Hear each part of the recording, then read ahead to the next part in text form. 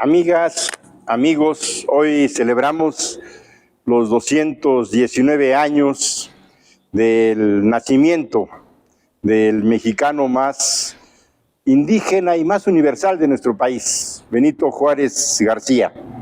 No hay un solo pueblo en nuestro país que no tenga el nombre de Benito Juárez en alguna calle, en alguna escuela, en alguna plaza, en las bibliotecas, en alguna institución pública.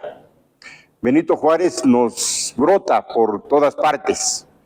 Todos los mexicanos, todas las mexicanas, conocemos desde niños quién fue Benito Juárez García. Conocemos su historia de aquel niño zapoteca que no sabía más que su lengua natal y que quedó huérfano muy pequeño y que gracias al tesón, al coraje de salir adelante, fue un hombre que llegó a las más altas esferas de la vida pública de nuestro país. Fue presidente de la Suprema Corte de Justicia y fue presidente de la República. Con Benito Juárez y su generación de liberales de la Reforma se constituyó el Estado mexicano en los años 50 del siglo XVIII. México ya era independiente desde 1821, pero la vida pública la seguía controlando la Iglesia. De hecho, en el Plan de Iguala, elaborado por Agustín de Iturbide, se establece una religión oficial en la independencia de nuestro país, que era el catolicismo. Y la Iglesia dominaba no solo la vida privada de los mexicanos, sino también dominaba la vida pública.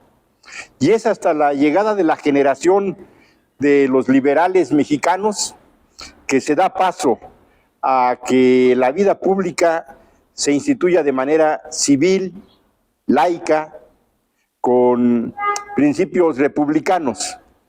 Es Juárez y su generación de hombres y mujeres gigantes, trascendentes como José María Iglesias, Guillermo Prieto, Zarco, el Nigromante, Melchor Ocampo, quienes inician la construcción de las bases del Estado mexicano, del México moderno.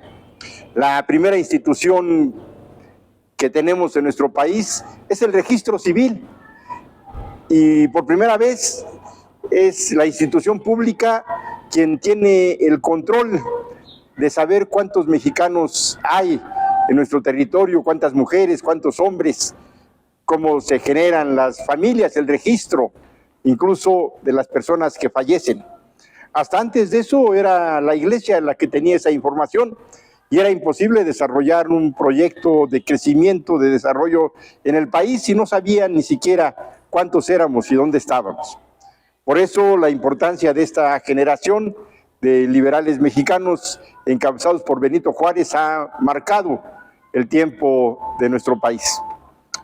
Con Juárez también vivimos la segunda independencia.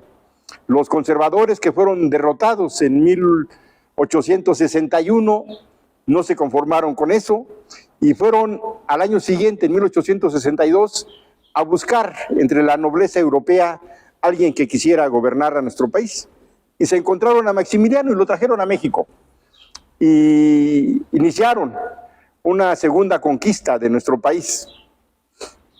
Juárez, al frente de esta generación de liberales, encabezó la resistencia, la lucha contra la imposición del imperio francés, y Puebla jugó un papel estelar en aquel tiempo. La primera derrota al ejército invasor fue en Puebla, el 5 de mayo de 1862, y la última derrota del ejército francés también fue en Puebla, y a partir de ahí México fue libre.